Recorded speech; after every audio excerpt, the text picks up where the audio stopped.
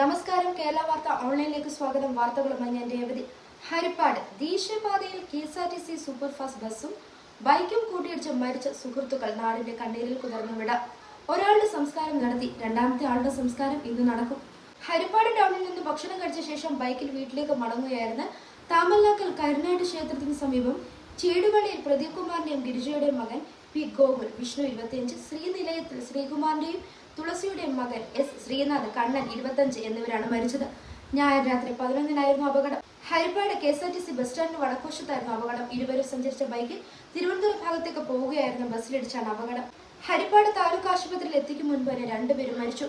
ശ്രീനാഥിന്റെ സംസ്കാരം നടത്തി. ഗോകുലിന്റെ സംസ്കാരം ഇന്ന് രാവിലെ 11-ന്.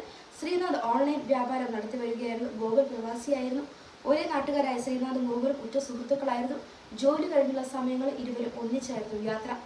ശ്രീനാഥിന്റെ സഹോദരങ്ങൾ ശ്രീതു ശങ്കർ, ശ്രീരാജ്, ഗോകുലിന്റെ സഹോദരി ശരണ്യ പ്രദീപ്. കേരള വാർത്ത ഫേസ്ബുക്ക്, ഇൻസ്റ്റ, യൂട്യൂബ് എന്നിവ ഫോളോ ചെയ്ത് നിങ്ങളുടെ വിലയേറിയ അഭിപ്രായങ്ങൾ, നിർദ്ദേശങ്ങൾ കമന്റ് ചെയ്യുക.